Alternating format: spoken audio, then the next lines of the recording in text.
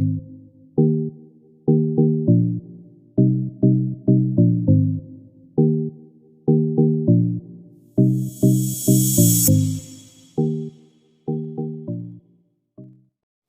दोस्तों, जो हमने सूरदास पाठ पढ़ा था अब उसके हम क्वेश्चन आंसर आगे देख रहे हैं। देखिए पहला क्वेश्चन दोस्तों हम देखते हैं।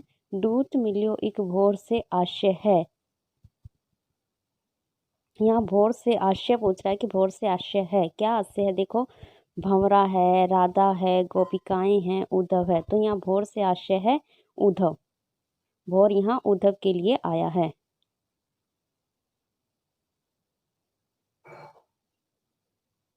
अब दूसरा क्वेश्चन हम देखते हैं। नागर नवल किशोर विशेषण किसके लिए आया है? उद्धव के लिए, गोप के लिए, कृष्ण के लिए, श्यामा के लिए। तो यहाँ नागर नवल किशोर किसके लिए आया है? कृष्ण के लिए।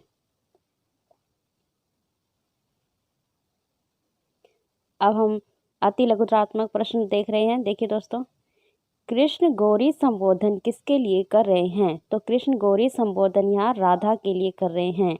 यहाँ गौरी संबोधन जो आया है वो राधा के लिए आया है। सारे बंधन तोड़कर कौन कहाँ चला गया है? सारे प्रेम के बंधन तोड़कर श्री कृष्ण मथुरा चले गए हैं। कहाँ चले गए हैं? मथुरा। अगला क्वेश्चन देखो। गोपियों को भ्रमर के रूप में कौन सा दूत मिला? गोपियों को भ्रमर के रूप में उद्धव मिले, जो श्री कृष्ण के दूत या संदेशवाहक के रूप में आए थे। अगला क्वेश्चन देखिए। श्याम ने किसको सिखाकर वश में कर लिया है? तो श्याम ने गोपियों का संदेश लेकर जाने वाले पथिकों को सिखाकर अपने वश में कर लिया। सातवां प्रश्न देखते हैं। सातवां प्रश्न देखिए। कृष्ण ने भोली राधा को बातों में कैसे उलझा लिया? राधा कृष्ण को पहली बार व्रज की गली में मिली। उन्होंने पहले उससे उसका परिचय पूछा और फिर कहा, तुम्हें व्रज की गली में कभी नहीं देखा। राधा ने उपेक्षा करते हुए उत्तर दिया कि उसे ब्रज में आने की क्या आवश्यकता है, वह तो अपने द्वार पर ही खेला करती है। राधा ने कहा कि उसने सुना है नंद का पुत्र दही और मक्खन चुराता रहता है। तब श्री कृष्ण ने मीठे स्वर में कहा कि वह उसका क्या चुरा लेंगे और उसे साथ मिलकर खेलने चलने को राजी कर लिया। इस प्रकार उन्होंने भोली राधा को बातों में उलझाकर उसका मन जीत लिया। अब प्रश्न 8 हम देखते हैं। कृष्ण ने एक झलक में ही गोपियों का मन कैसे वश में कर लिया? उत्तर देखिए। कृष्ण ने अपने चंचल नेत्रों की कनखियों से जरा सा देखकर ही गोपियों के मन को वश में कर लिया। वह उनके हृदयों में प्रेम की शक्ति के बल से बस गए। कृष्ण के द्वारा मधुर मुस्कान के साथ मनमोहनी चितवन से देखते ही गोपियां उनके प्रेम के वशीभूत हो गईं।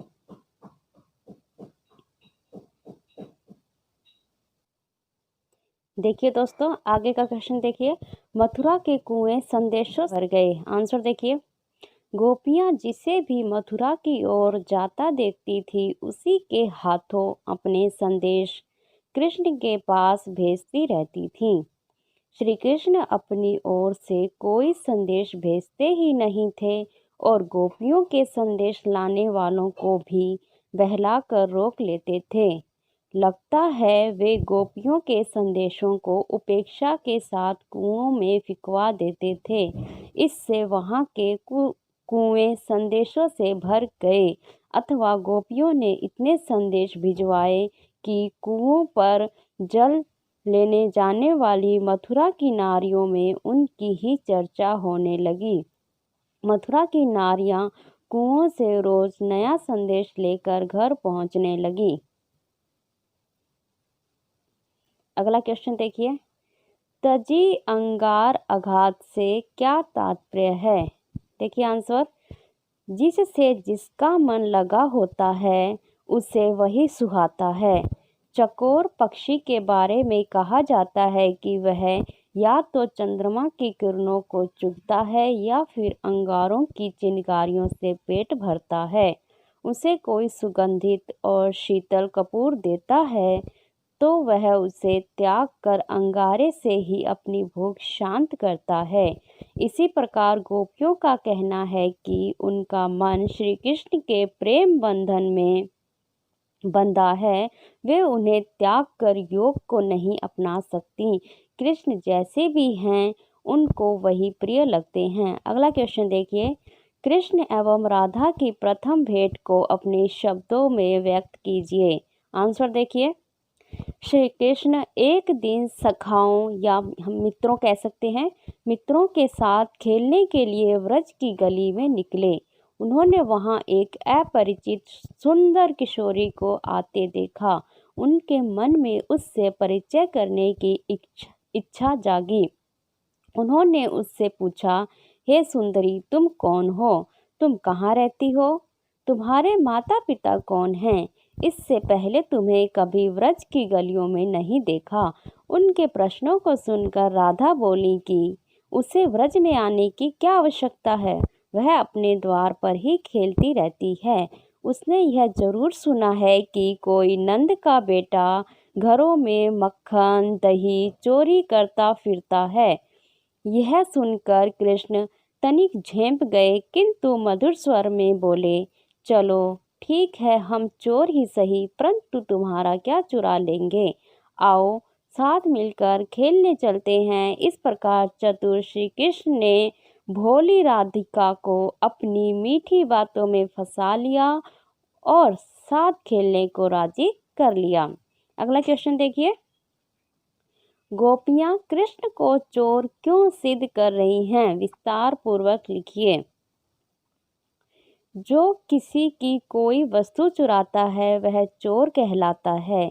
कृष्ण ने भी अपनी तिरछी दृष्टि से गोपियों के मन हर लिए हैं।